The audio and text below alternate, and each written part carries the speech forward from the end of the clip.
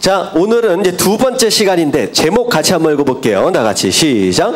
성공적인 예배를 드려라. 네, 우리가 지금 뭐 하고 있죠? 예배 드리고 있어요. 예배를 드리고 있긴 드리고 있는데 우리가 어떤 예배를 드려야 한다? 성공하는 예배를 드려야 된다라고 하는 거예요. 자, 어떻게 하면 성공적인 예배를 드릴 것이냐? 자, 위에 왼쪽에 있는 부분 한번 같이 한번 읽어볼게요. 고든다리 한 얘기입니다. 다 같이 시작. 우리의 문제는 놀아야 할 때 일하고 이를 예배하며 예배하야 할 때 논다는 것이다. 예, 무슨 얘기인지 아시겠죠? 그냥 감이 다 오시지 않아요? 우리가 가지고 있는 가장 큰 문제 중에 하나는 놀아라 할 때 뭐 하고 있어요? 일하고 있어요.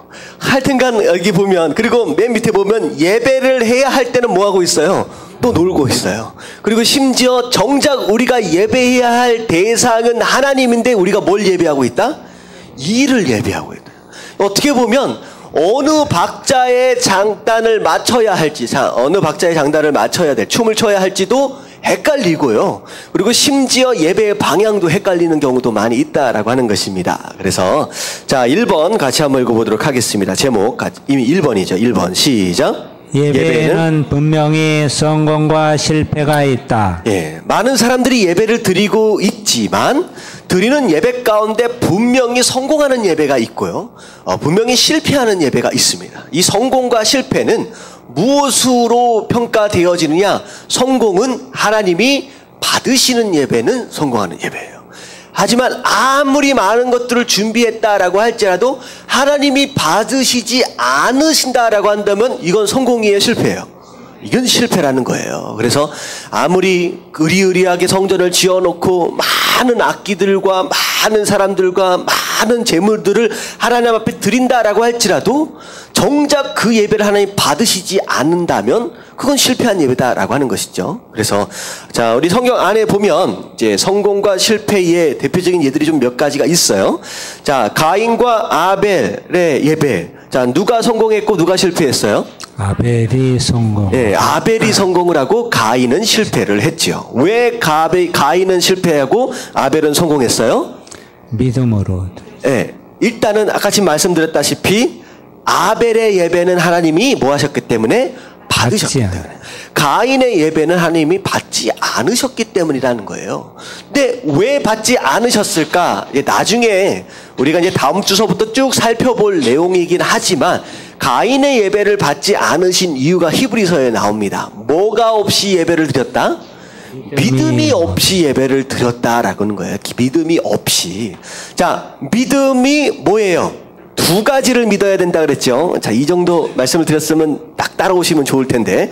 자, 두 가지를 믿어야 한다. 첫 번째는 하나님이 계신 것과, 자, 두 번째는 하나님을 찾는 자들에게 상 주신다라고 하는 걸 믿어야 된다는 거예요. 자, 이 두 가지 굉장히 중요합니다. 그냥 믿음. 그냥 아무렇게나 믿는 게 아니에요. 이 두 가지를 믿어야 된다는 거예요. 자, 하나님이 계신 것을 믿는다라고 하는 걸 제가 성도가 가져야 할 마음의 태도로 뭐라고 얘기했느냐? 하나님에 대한 경외감이라고 얘기했어요. 하나님이 계신다라고 하는 걸 믿는다라고 하는 건 하나님을 두려워할 줄 안다라고 하는 거예요. 그래서 예배를 드릴 때 우리의 마음의 뿌리는 뭐서부터 시작되어야 된다? 하나님을 경외하는 마음에서부터 시작되어야 된다는 거예요. 하나님을 우습게 여기지 말아야 된다는 거예요. 예배를 드릴 때. 자, 두 번째는 찾는 자들에게 상을 주신다라고 하는 것은 뭘 얘기하느냐? 우리가 하나님 앞에 온전한 예배를 드리면 하나님은 상을 주셔요. 다시 말하면 우리가 액션을 취하면 하나님은 뭐 하신다? 리액션, 반응하시는 분이다 라고 하는 거예요. 그래서 그것으로 우리가 마음 가운데 가져야 할 예배의 태도는 두 번째 뭐였어요? 기대감이죠. 우리 우등생들이 중간중간 계시네. 자, 첫 번째는 경외감이고요. 두 번째는 기대감입니다. 다시 말하면 예배 가운데 나올 때에 하나님께서 오늘 예배 가운데 나에게 무슨 은혜를 부어주실까? 어떤 말씀을 허락하실까? 뭐 하는 마음이 있어야 돼요? 기대하는 마음이에요. 정말로 예배를 기대하는 마음으로 사모했던 사람 누가 생각이 나요? 정말로 예배를 기대했던 사람. 내가 예루살렘으로 올라가는 그 길이 너무 기대가 된다 했던 사람 있잖아요. 다윗이죠, 다윗. 다윗만큼 예배를 기대했던 사람이 없습니다. 다윗만큼. 그래서 가인과 아벨 얘기를 하면서 결국은 가인은 그 믿음이 없이 경외감도 없었고 기대감도 없이 그저 수확했던 그거 그냥 갖다 올려놓고 예배를 드렸어요. 근데 아벨의 예배를 잘 들여다보면 첫 번째 것, 어떻게 보면 구별되어서 정성스럽게 준비했던 그런 흔적들이 말씀 안에 있거든요. 근데 그거 안에 뭐가 담아져 있느냐? 경외감과 기대감이 담아져 있는 거예요. 그러니까 우리 예배가 이 두 가지가 빠져 있다라고 한다면 하나님 예배를 받으세요, 안 받으세요? 안 받으시는 예배가 될 수 있다는 거예요. 결국은 실패하는 예배가 된다라고 하는 것이죠. 이게 대표적인 예입니다. 자, 아브라함도 어떻게 보면 예배에 성공한 사람 가운데 하나죠.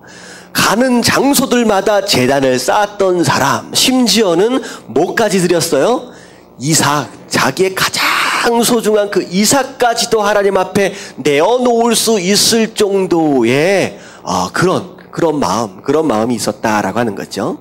자, 또 예배에 실패한 사람이 있어요. 예배에 실패한. 이 사울 왕이 하나님께로부터 버림을 다 받게 된 대표적인 사건. 자, 어떤 일이 있었어요? 블레셋과 이스라엘이 막 전쟁을 하는데 블레셋은 엄청 많이 모였어요. 이게 게임이 안 되겠는 거야. 근데 문제가 생긴 게 뭐냐면 이 사무엘이 예배를 드려줘야 되는데 사무엘이 기다려도 안 오네. 이게요. 사울 입장에서 본다면요, 이게 답답한 실정인 겁니다. 얼마 모이지 않는 군사들이 사무엘이 안 오니까 점점 사기가 떨어져서 이 군사들이 점점 도망치기 시작하는 거예요. 점점 줄기 시작하는 거예요. 얼마나 애간장이 타겠습니까? 근데 나중에 이 말씀을 읽어보면요, 사울이 사무엘을 하루 이틀 기다린 게 아니에요. 이 3주를 기다립니다. 3주를. 그러니까 사무엘이 늦어도 얼마큼 늦었어요? 너무 늦었어요. 너무 늦었어. 근데 재밌는 건 사무엘을 하나님께 혼내시는 게 아니라 누가 혼나요? 사울이 혼나요. 왜 내게 드려야 할 예배를 누가 드려야 돼요? 제사장 사무엘이 드려야 되는데 왜 네가, 이건 하나님에 대한 경외감과 기대감이 아닌, 어떻게 보면 이런 문제를 뭐 하기 위해서 하나님의 예배를 이용한 거예요? 이 문제를 해결하기 위해, 자기 코앞에 닥쳐온 이 문제를 해결하기 위해 예배를 이용한 꼴이 된 거예요. 그러니까 하나님이 그 예배를 받으시지 않습니다. 그리고 나서 나중에는 하나님께서 이 사울을 버리게 되는 상황까지 벌어진다는 거죠. 그러니까 예배가 얼마나 중요하냐? 제대로 된 예배를 드리면 하나님께 복을 누리지만, 복을 받지만, 이상한 예배, 잘못된 예배를 드리면 심지어 뭐 하기까지 해요? 하나님으로부터 버림을 받기까지 한다는 거예요. 그러니까 우리가 하나님 앞에 나올 때 얼마나 두려운 마음으로 나와야 하느냐라고 하는 것이죠. 자, 그리고 대표적인 이제 예배를 사모했던 사람, 이 다윗.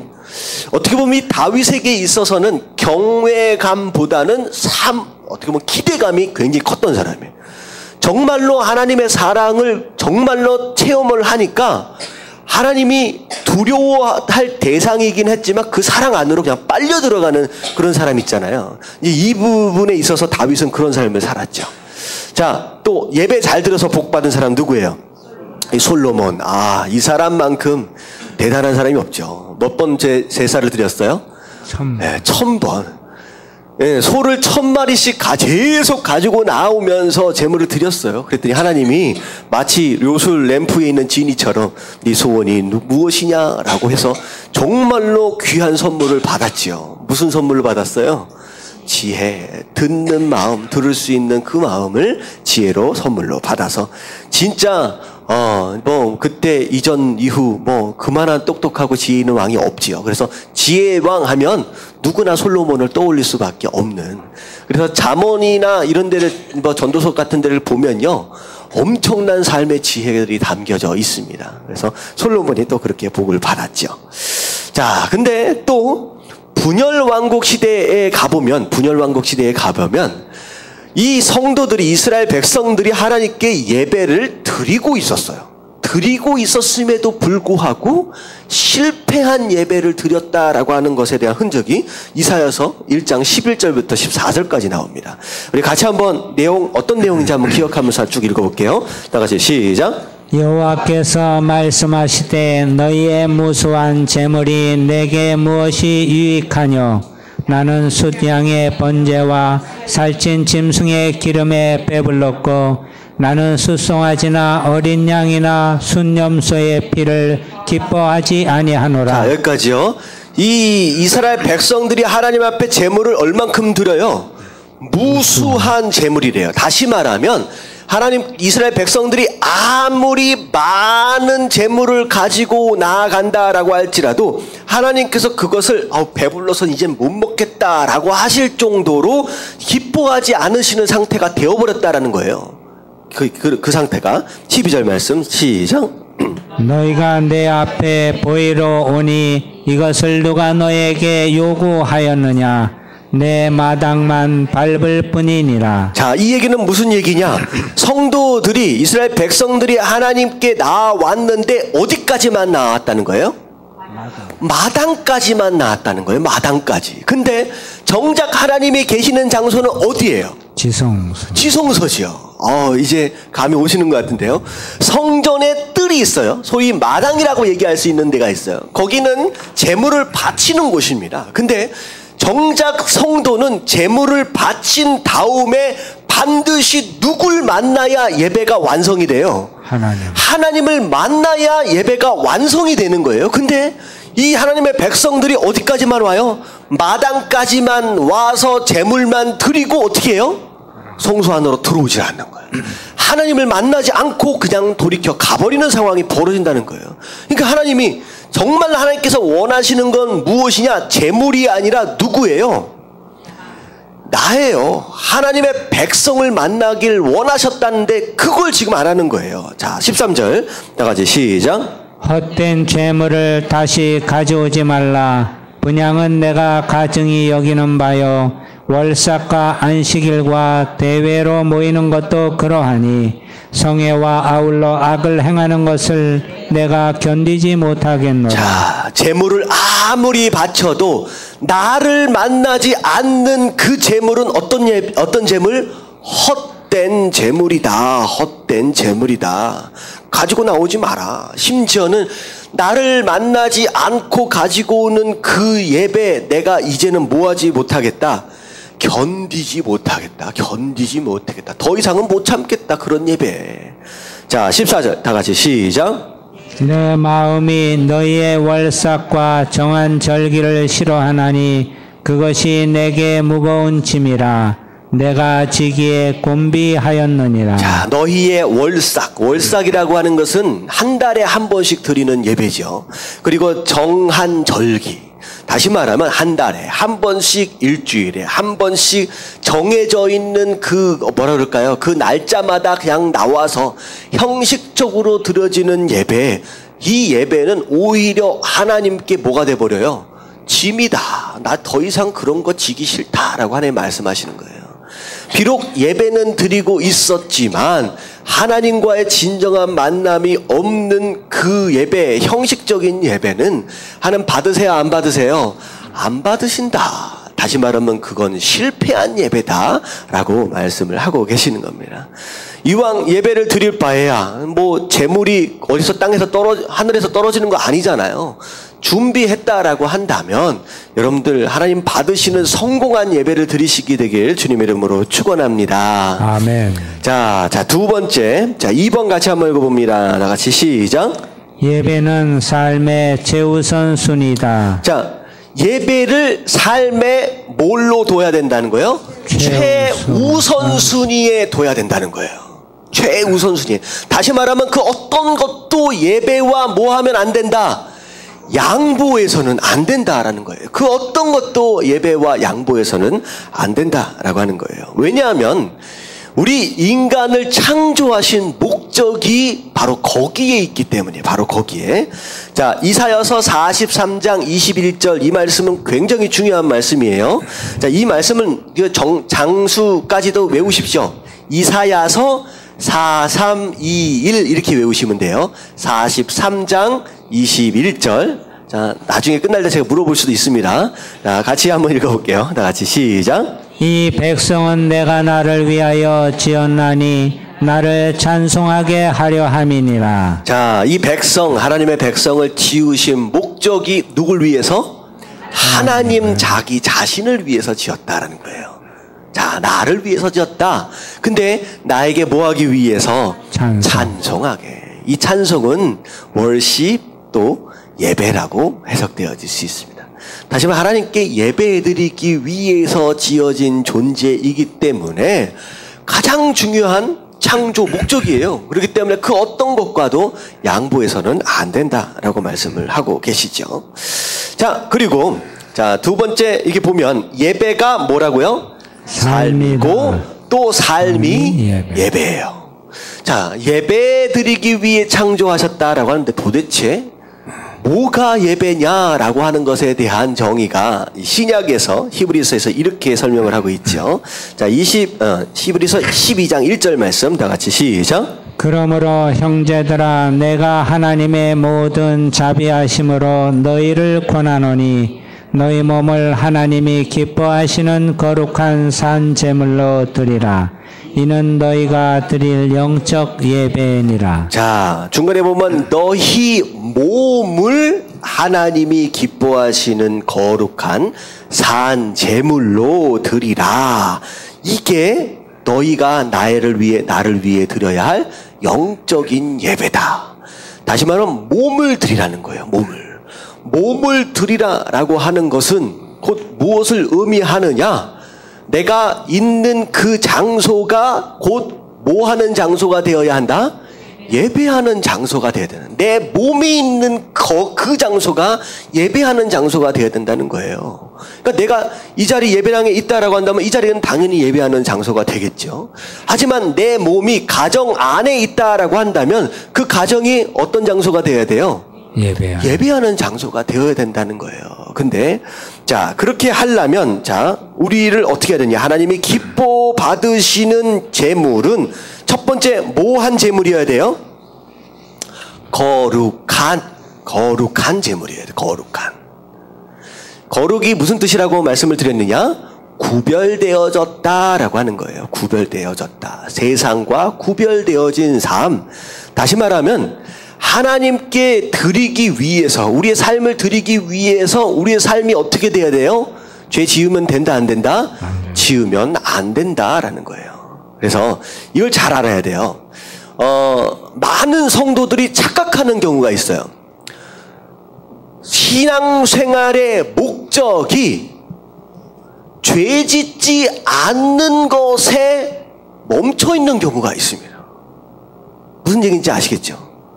신앙생활 하면서 나는 죄 지으면 안 돼, 죄 지으면 안 돼. 다시 말하면 거룩함 자체가 신앙생활의 목적인 사람이 있어요. 여러분들, 아니에요.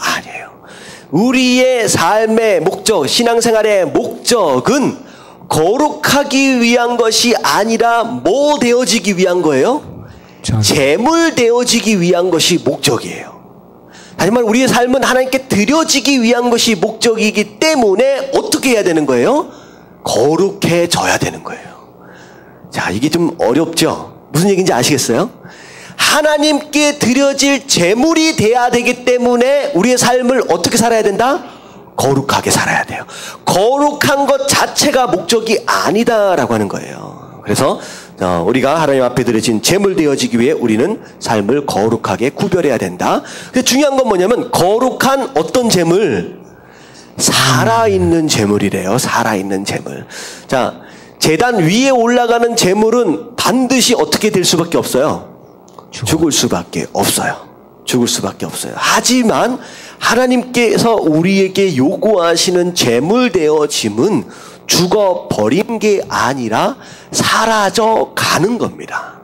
사라져 가는 거예요. 그래서 우리의 삶 전체가 하나님께 드려지는 예배가 되어져야 한다. 바로 그 얘기예요. 살아있는, 사라져가는 바로 그런 모습이 바로 우리가 하나님 앞에 드려지는 예배가 되어져야 한다라고 하는 거예요. 자, 이걸 하나님이 기뻐하신다라고 하는 것이죠. 자, 그래서 내가 어디를 가서 일을 하든 누구와 대화를 하든 어떤 상황 가운데 어떤 뭘 하든 상관이 없이 바로 그 장소가 바로 그 일이 곧 뭐라는 거예요? 그게 예배가 되어져야 한다라는 거예요. 그게 예배 되어져야 한다라는 거죠.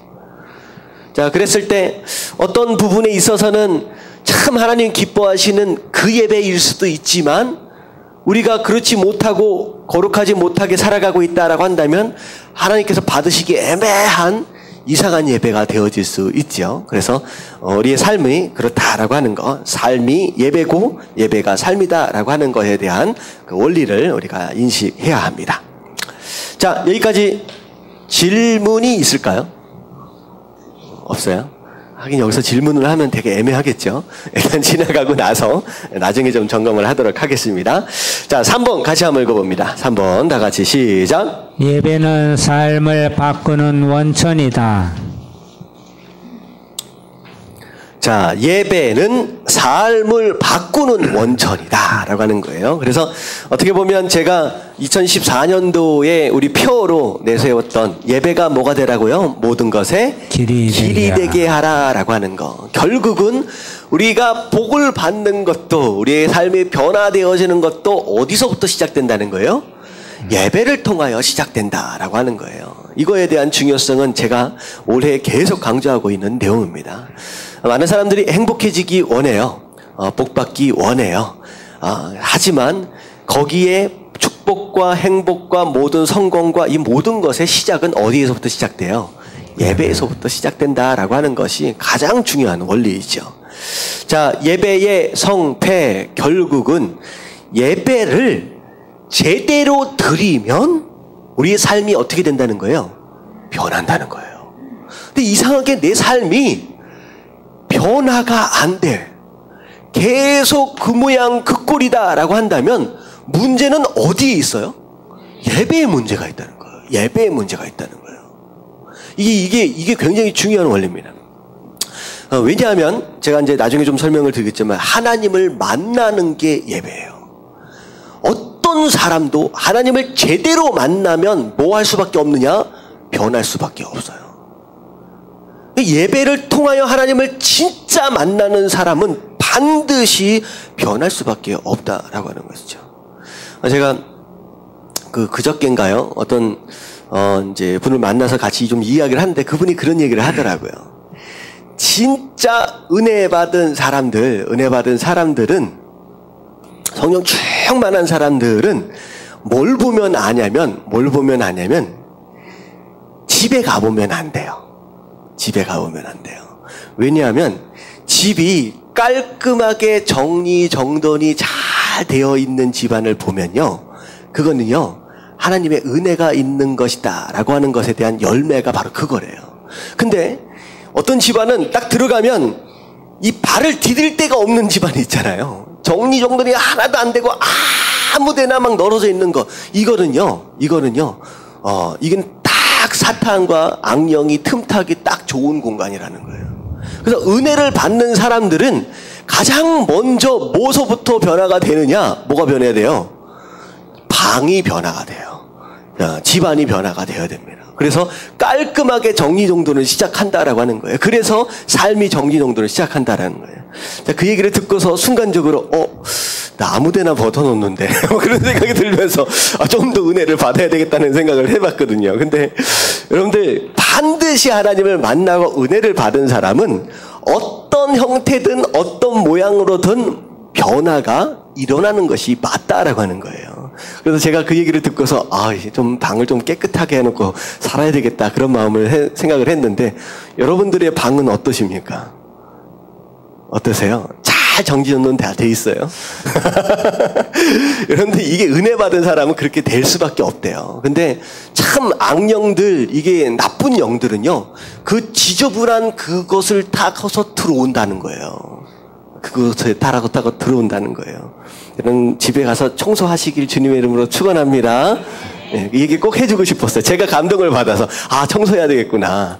네, 항상 어지러운 사람들이 있거든요. 근데 거기에 게으름이 있는 거예요. 그 게으름에 뭐가 타고 들어와요? 사단이 타고 들어옵니다. 그래서 삶의 뭐라 그럴까요? 질서가 무너지기 시작해요. 그래서 거기에서 은혜가 떠나고요. 오히려 삶이 정리정돈 안 돼서 어려워지기 쉽다라고 하는 거예요. 자, 그래서 이거 보면, 자, 밑에 한번 읽어볼게요. 예배 후 변화가, 시작. 예배 후 변화가 없다면 진정한 예배를 드렸는지 의심해야 한다. 우리는 하나님의 거룩한 빛 앞에 설 때 죄로 가득한 자신의 모습을 직시하고 치유와 회복과 정결을 경험한다. 예, 우리가 하나님을 딱 만나는 순간 반드시 우리가 느끼게 되는 반응은 첫 번째는 뭐냐면 내 삶에 뭐가 보이기 시작해요? 죄가 보이기 시작합니다. 왜냐하면 하나님은 빛이에요. 하나님 빛이에요. 그리고 그래서 하나님 앞에 나아가는 순간 거룩한 빛 앞에 서 있는 모양새가 되기 때문에 우리 안에 있는 모든 죄들이 그냥 보이기 시작하는 거예요. 전에는 그런 거예요. 아, 이 정도면 뭐 이제 괜찮은 성도지. 아, 이 정도면 잘 살고 있는 거지라고 생각할 수 있었을 텐데 하나님을 가까이 만나면 만날수록 어떻게 되는 거예요? 정말로 작은 죄들까지도 보이기 시작하는 거예요. 정말로 그래서 바울 사도가 이제 서신서들을 보면 점점 나이가 먹어가면 먹어갈수록 본인에 대해서 뭐라고 얘기하느냐? 내가 죄인이다. 나는 죄인 중에 괴수다라고 표현을 할 정도로 점점 하나님을 깊게 만나가고 하나님께 가까이 나아가면 나아갈수록 내가 얼마나 부족하고 죄인된 모습인지가 깨달아진다는 거예요. 그래서 예배 가운데 딱 나와서 예배를 드리고 말씀을 들을 때 첫 번째 일어나야 할 내 마음의 첫 번째 반응은 뭐냐면 내가 죄인이구나. 내가 잘못 살고 있었구나. 내가 고쳐야 하는구나 라고 하는 그것이 분명히 발견되어져야 합니다. 그리고 그 예배 가운데 하나님을 만나게 되는 것으로 인하여서 뭘 결정하게 돼요? 뭘 결심하게 돼요?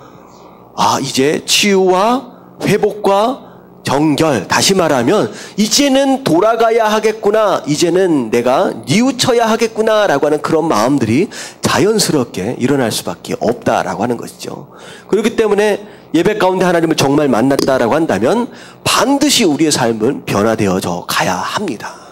자, 그래서 하나님을 만난 사람들, 우리가 재작년에 우리가 하나님 만난 사람들 우리가 했었죠. 거기서 아브라함도 마찬가지예요. 하나님을 만나니까 삶이 어떻게 됐어요? 거기서부터 변화가 시작되는 거예요. 하란 땅을 떠나게 되는 거예요. 딱 만나니까. 그리고 야곱도 마찬가지죠. 그냥 자기 마음대로 그냥 살았잖아요. 이제 삼촌네 집에 가가지고. 근데 정말로 하나님을 깊게 만나는 순간이 어느 때였느냐? 약복강가에서 씨름하는 순간. 그때 그 이후로 야곱의 삶이요 완전히 바뀌게 됩니다. 그때부터는 바뀌기 시작하는 거예요. 그 전까지는요 자기 인생 누구 마음대로 살았어요? 내 마음대로 살았어요. 내가 원하는 어떻게 보면 베델에서 하나님 만나고 그 이후서부터 돌아올 때까지 단 한 번의 예배를 드리지 않습니다. 하나님께 기도한 흔적이 아무것도 없어요. 그러다가 돌아와서 어디 부러지죠? 이 환도뼈가 부러지고 나서 된통 경험하고 나서 내 인생 내가 씨름해서 될 일이 아니다라고 하는 걸 깨닫고 나서 정말로 하나님 앞에 순종을 하게 되죠. 그래서 어떻게 보면 형이 나를 죽이러 온 것 같은데 그 형 앞으로 담대하게 걸어 나가는 거예요. 죽이면 죽지 뭐. 그런 마음으로 나가게 돼요. 그 전까지만 해도 어땠어요?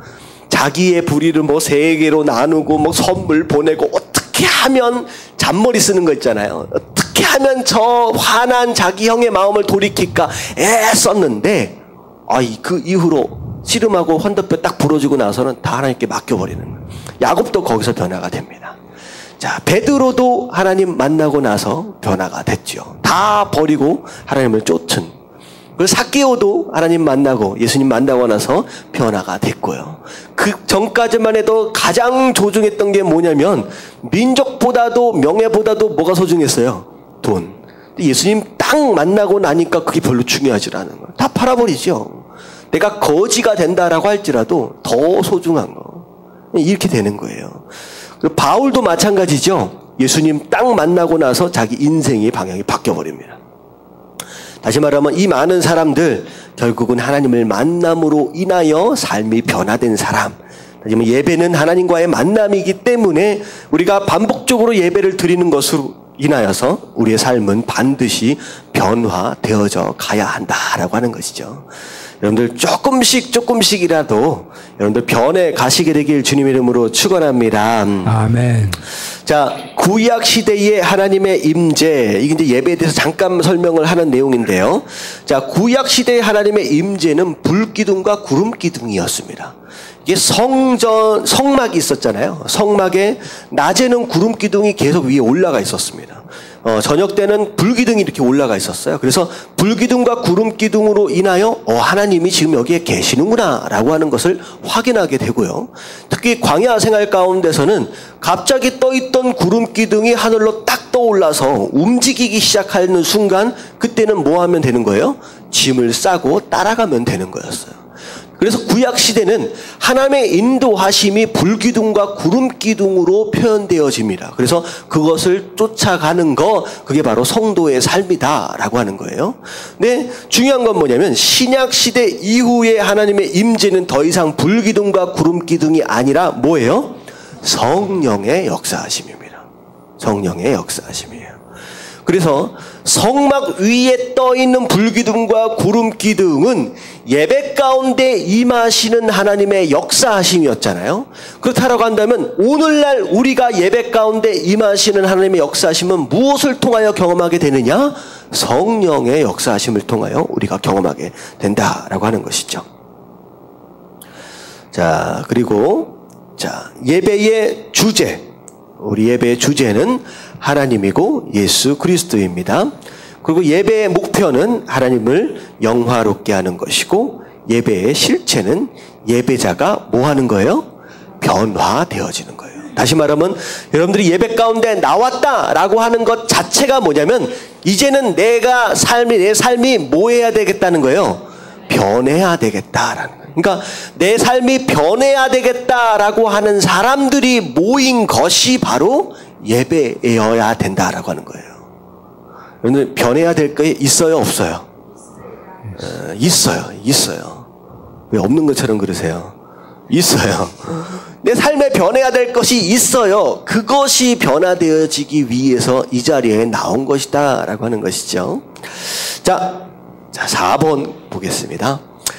제가 좀 천천히 가려고 생각을 했습니다. 그래서 이 분량이 오늘 다 안 끝날 것 같네요. 그래서 4번까지만 좀 살펴보고 좀 서로 나눌 수 있는 시간이 되기는 좋겠습니다. 이게요, 이 단위에 쓰면요, 저 바늘이요, 얼마나 빨리 가는지 몰라요. 할 얘기는 많은데, 이 정해진 분량은 많은데, 웬 시계가 저렇게 빨리 가는지, 그래가지고, 참, 그런데, 뭐 어차피 하나님께 주신 시간이니까, 제가 욕심부리지 않고 여기까지만 하겠습니다. 자, 4번 같이 한번 읽어볼게요. 다 같이 시작. 예배 훈련이 필요하다. 자, 다시 말하면 성공적인 예배, 진짜 내 삶이 변화되어지는 그 예배를 드리려면 뭐가 필요하다는 거예요? 훈련이 필요하다는 거예요. 그냥 예배 드려서 될 일이 아니다는 거예요. 그냥 와서 앉아있다고 될 일이 아니다라고 하는 거예요. 반드시 훈련이 필요하다는 겁니다. 자, 그래서 밑에 한번 읽어볼게요. 예배는 시작. 예배는 하나님과의 만남이다. 만남은 여운을 남긴다. 존경하는 사람을 만나면 왠지 그를 닮고 싶어진다. 하나님을 제대로 만나면 그분의 사랑, 인내, 자비하심 등의 성품을 담고 싶어진다. 그런데 예배를 마치고 난 뒤에 하나님과 예수님을 닮고 싶다는 열망이 남아있지 않다면 그날 예배에서 하나님을 만나지 못한 게 틀림없다. 네, 무슨 얘기인지 아시겠죠? 위에 있었던 바로 그 내용입니다. 다시 말하면 내가 아직 변화되어지지 않았다라고 할지라도 예배가 끝나고 난 뒤에 내 마음은 무엇으로, 어떤 열정으로 가득 차 있어야 되느냐?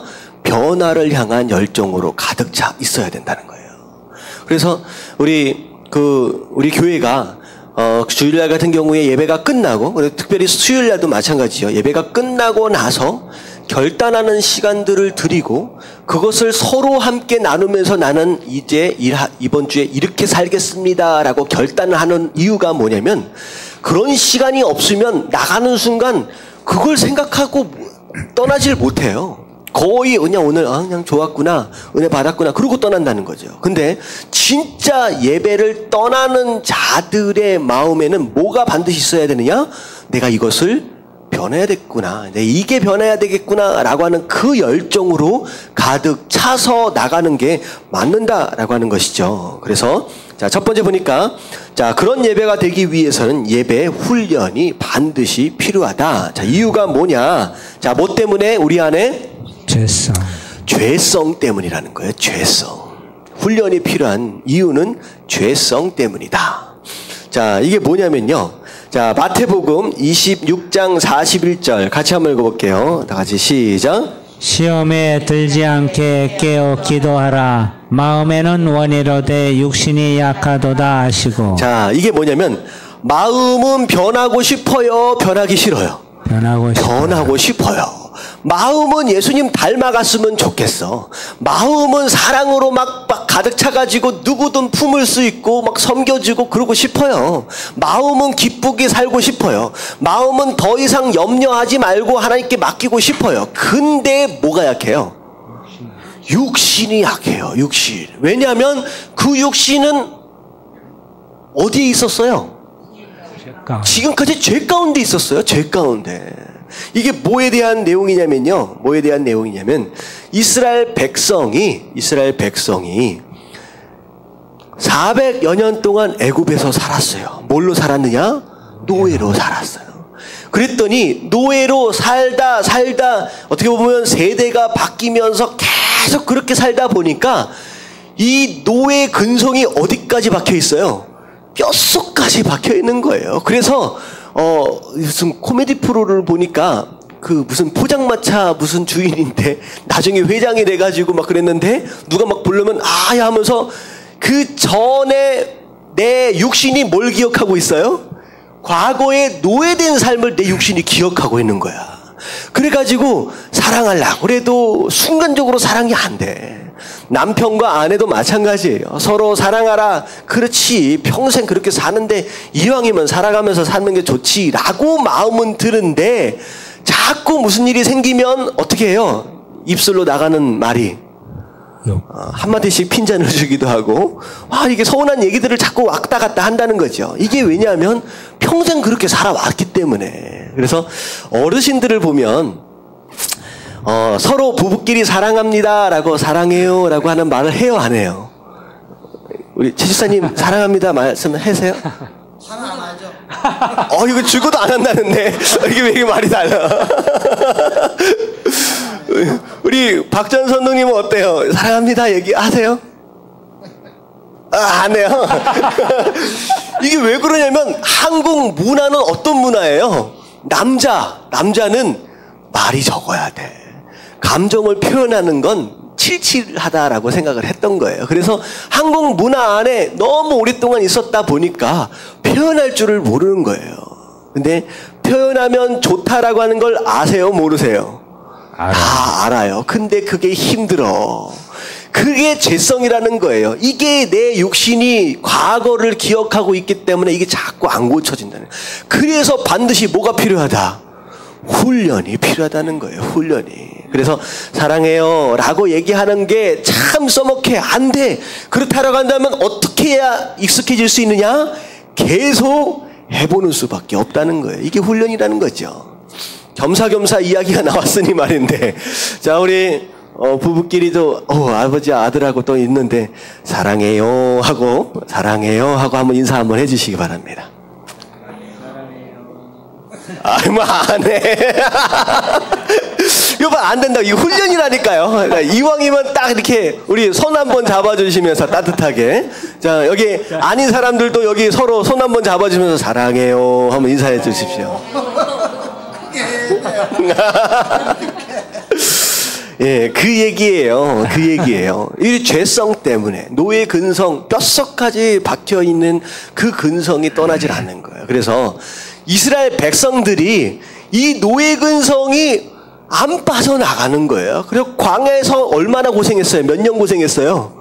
40년이 넘도록 고생을 하는 거예요. 하나님께서 그 노예의 근성이 빠지지 않는 한 가나안 땅에 들어가도 가나안을 누릴 수 있어요? 없어요? 없다. 그러니까 광야에서 40년 동안 그 근성을 빼내는 작업을 하는 거예요.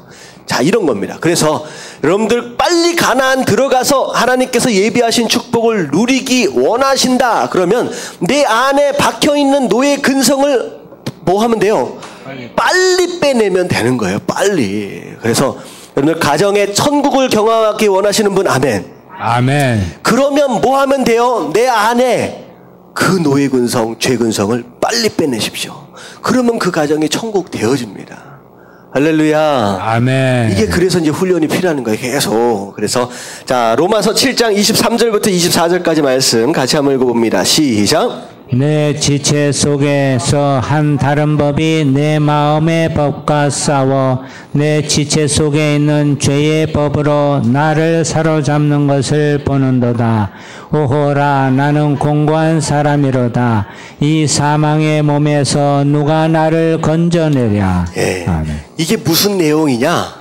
내 안에 몇 개의 법이 있다고요? 2개요. 2개의 법이 있다는 거예요. 2개의 법. 예전에는 죄의 법, 사망의 법을 따라 움직였던 사람들이었어요. 근데 내 안에 새로운 법이 들어왔어요. 누구의 법이에요? 하나님의 법, 생명의 법이 내 안에 들어왔습니다. 딱 그러니까 2개의 법이 들어와 있는데 반드시 하나의 법은 내쫓아져야 되는데 그게 잘 안 돼요. 그래서 우리가 살면서 끊임없이 이 사망의 법과 이 생명의 법이 끊임없이 싸우는 거예요. 그래서 결국은 우리가 어떻게 해야 되느냐? 이 생명의 법으로 하여금 사망의 법을 이기도록 해야 된다라고 하는 거죠. 이기도록. 그래서 어떤 목사님이 그런 표현을 하시더라고요. 우리 안에는 무슨 표현을 했는데, 짐승 얘기를 했는데, 강아지라고 해보십시오. 강아지라고.